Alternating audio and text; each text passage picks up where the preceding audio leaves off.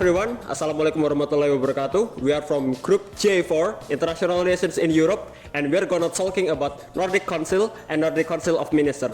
But first, let us introduce ourselves. My name is Rakay Gibran Algani, and this is Edina Maria, this one, Devara, Reyhan, Wibisono. Saka, Assyifa, Qolbi. Mufty Hakim. and my name is Satriyo dan Wiradarmawan. Okay, let's continue. Okay, let's start our discussion.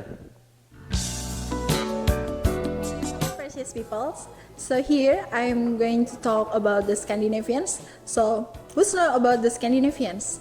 So maybe most of you know about the Nordic countries. But here we will talk more about the Scandinavian cultures and also the countries. So maybe here you don't know about the Scandinavians, but how about the Nordic? So I'm sure you are so very familiar with it. But in terms of differences, Scandinavian is smaller in area. On the other line, it has an identical history and structures. Okay, let's jump to the first country of Scandinavian that I like to discuss. The first country that I'll discuss is Sweden. When we talk about Sweden, Sweden is the most largest country and the most largest population countries in the Scandinavian area, which their population is around 10.5 million. Their capital city was located in Stockholm, where their political system are the constitutional monarchy, which the head of state was the king and the queen, and the head of the government was the prime minister. Okay, let's jump to the second country, which is Norway. Norway was located on the West Sweden, with their capital city is in Oslo, and also their population is around 5.5 millions. When we heard about Norway political system are the same as the other Scandinavian country, mostly, which is the constitutional monarchy. Move to the third country, which is Iceland. When we talk about Iceland, Iceland was a little bit different than the other Scandinavian country, which the location was in the North Atlantic Ocean.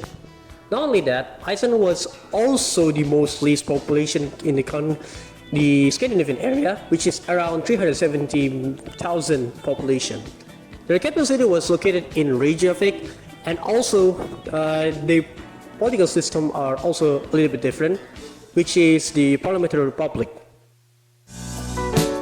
So for the fourth country, we will talk about the Denmark. So what is Denmark? Denmark is the most certain Nordic country, which comprises the Shetland Peninsula and nearly 440 islands. And the Copenhagen as the capital city. In that country, their population around 5.9 million people. For the last is we talk about the Finland. Finland geographically lies to the east of Sweden and shares borders with Russia to the east. It has a population of approximately 5.5 million people, with Helsinki as the capital.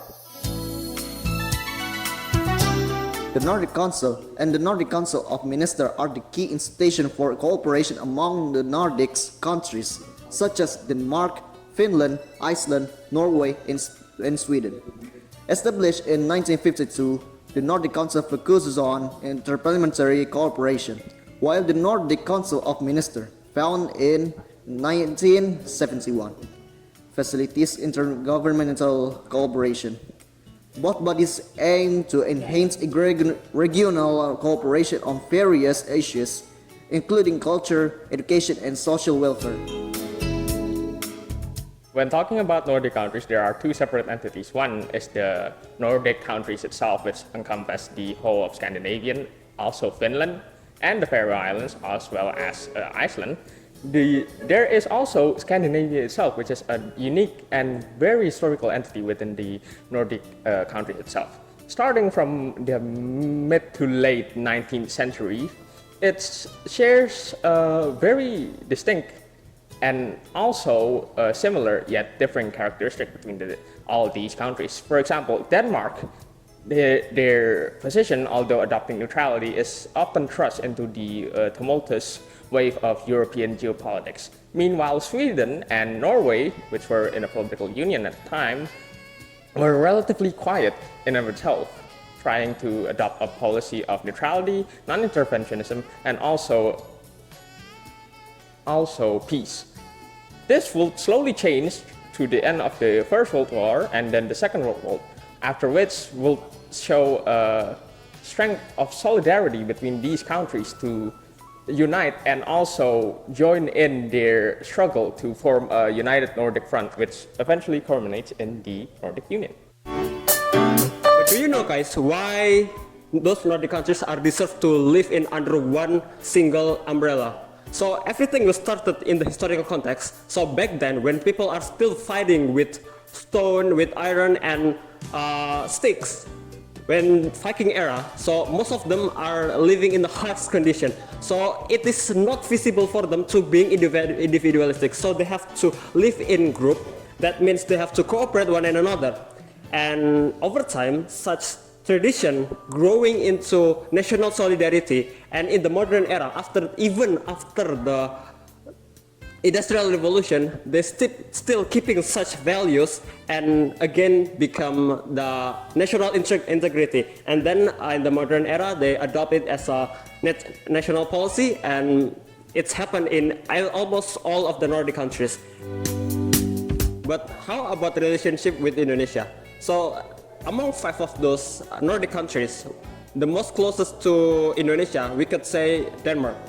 Yeah, it's not because the others are have a long distance relationship, something like that. But no, Denmark is closer because of their complex history with Indonesia. So Denmark already recognized Indonesia as a sovereign country in the 1950s, which typically earlier than any other countries.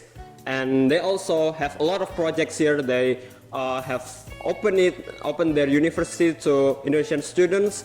They already supporting Indonesia in their effort to green economy. They have a lot of program in Indonesia, and also we have a gap that enable both countries to have a better cooperation. Now, as for the conclusions, based on the information that all of my friends already presented, the Nordic Councils and the Nordic Councils of Ministers is an entity that formed through the history, and it's not just a short history, it's hundreds and thousands of years of history. And through the history, of course, they have obtained themselves their own cultures, which they managed to get bond with, especially if we took account of the fact that they have very similar factors, like they are Vikings and they are, in terms of geography, they are in the snowy countries, and because of that, they have they've managed to get along under the same umbrella. Alright, that's it guys from our video, and although there are actually 6 of in our groups, it's a sad that 3 of our friends cannot come right now, but of course they have already contributed to our group as much as the others. So anyways, thank you for watching, and we are apologize if we said something wrong and our informations are incorrect. So nevertheless, I hope you all enjoy our video, and thank you. Assalamualaikum warahmatullahi wabarakatuh. 流星に導かれ出会いは夜のマリーナルームナンバー数に書いて誘いをかけた